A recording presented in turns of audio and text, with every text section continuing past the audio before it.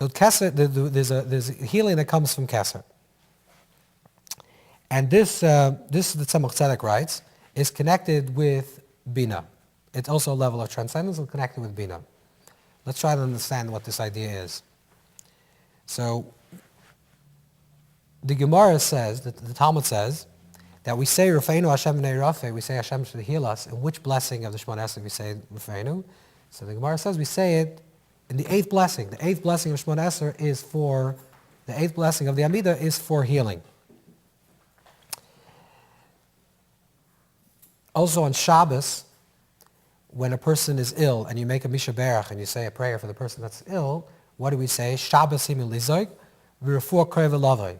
That Shabbos it is to cry, you can't cry on Shabbos, and refuah kreva lavoi, the refuah is close by to come. So the Mekubalim say, what does refuah kreva lavoi mean? It means that Shabbos is 7, and refuah kreva lavoi, the refuah is close by, which means the 8th. Just like 8 comes the healing, so we say that the 7 will lead us into the place of the 8th, that's the refuah. So there's the idea, and also Iyar itself is either the 8th month from Tishrei, right? If you count the months from Tishrei, we don't, but if you count the months from Tishrei in the beginning of the new year, then the 8th month of the year is Iyar. If it's the 2nd month of the year, then it's also Bina. It'll be downwards, so it's either 8 up or 8 from below. Let's try to understand what this means. So on one hand, we say that Iyar is connected with din and judgment. On the other hand, we're saying that Iyar is also connected with healing. Okay, there's 3 levels of healing. There's a healing that occurs on the level of 6. There's a healing level that occurs on the level of 7. And there's a healing that occurs on the level of 8. And this will help us understand how, on the one hand, we say that Iyar is a time of individuality, a time of regression. On the other hand, we say that Iyar is also a time of healing. So, and it will also help us understand why we count time, which is very much connected with the tribe of Yisachar, which is the month that Iyar is connected with the tribe of Yisachar. The sense of hearer, that's the month, the sense that's connected with the type of intelligence, a sensitivity to time. It says about Yisachar's Yedei Itim. Yisachar was the people that established, the tribe that established the calendar, the sensitivity to time. What is time? So let's say when you count today's 1, today's 2, tomorrow's 3, you're counting individual days. But then when you say today is 4, 4 only comes after 3, 2, and 1. So on the one hand, you're counting individual days, as each individual day is an independent day from each other. On the other hand, by giving a larger number than the day before, you're unifying the numbers. Right? On one hand, you're saying the separate numbers, because you only get to 4 from 3, but 4 includes 3, 2, and 1. So again, Sphira means you're counting each individual day, and then you're bringing a sense of unity between these individuals. The same thing also let's talk about in healing. There are 3 levels of healing. There's healing that occurs on the level of 6, healing occurs on the level of Shabbos, healing occurs on the level of 8. Healing that occurs on the level of 6 is Sheishes Mei Amasa. This is 6 days of creation. What did we do in the 6 days of creation? The 6 days of creation is Sheishes Yom Tasam Malachtacha. 6 days we have to work. What do? We're creative. We take our talents and we participate in creation, bettering this creation. We're expressing our individuality. How are we expressing our individuality? By doing. One person does one thing, the other person does another thing. And each one takes their own talents and expresses them. What do we do on Shabbos? Shabbos is the absence of doing. Shabbos is no mitzvah to do anything. The only mitzvah to do on Shabbos is not to do. Why? Because in not doing, everyone's equal.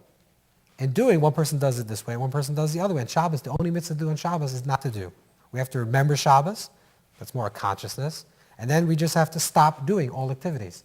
Because Shabbos expresses the equality of things, the non-doing.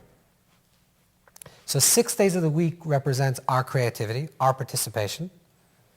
And Shabbos is our non-doing, which is a full acceptance of Hashem's creation as it is, perfect. Kol malach chasoya. Everything that you've done is already perfect on Shabbos. Is the world really perfect on Shabbos? No, but you imagine the world is perfect.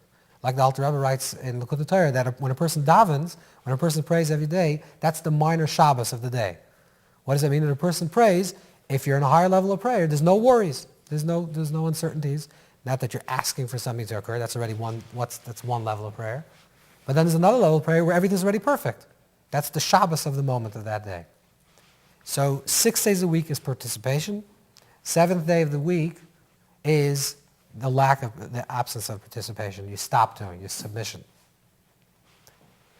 In healing, there are 2 aspects of the healing. When you say Rafeinu Hashem and Rafei, Hashem heal us. And then you conclude the bracha and you say, Baruch Atah Hashem, Roifa Choy La'am Yisrael. That Hashem heals. Roifa means present tense. Hashem is healing. You say, Hashem, please heal me. Hashem, you are the healer, that you're healing present tense. Is it future tense or present tense? And the answer is it's both true. Because from the level that this person is ill, I say, Rafeinu Hashem and Rafei, Hashem should make this person well. Then you say, Baruch Hashem, Roifa Choy La'am Yisrael, Hashem, you are the healer, present tense, because Hashem, this world that you created is perfect at every moment. It's perfect and it's imperfect simultaneously. During the week, we deal with the imperfections of creation, and we're perfecting on creation. That's our participation. We become co-creators in this creation, perfecting the world. And on Shabbos, it's the opposite. Shabbos, we say the world is already perfect. We have to have the balance, right? We can't just have Shabbos, and we can't just have the weekday. We can't just aggressively participate in creation, and we can't just surrender and say everything's already perfect. The healing that comes in the 6 days of the week is a healing that we participate. Like the famous story in the Medrash that Rabbi Kiva meets someone and the guy says, how are you mixing it to Hashem's creation? And he says, you don't eat grains of sand or grains of stalks of wheat. You create stalks of wheat and you make bread out of it. So Hashem gives you a body and it's ill, you help it. That's our participation. That's the level of 6. The level of 7 is the opposite of that. The level of 7 is that you stop doing.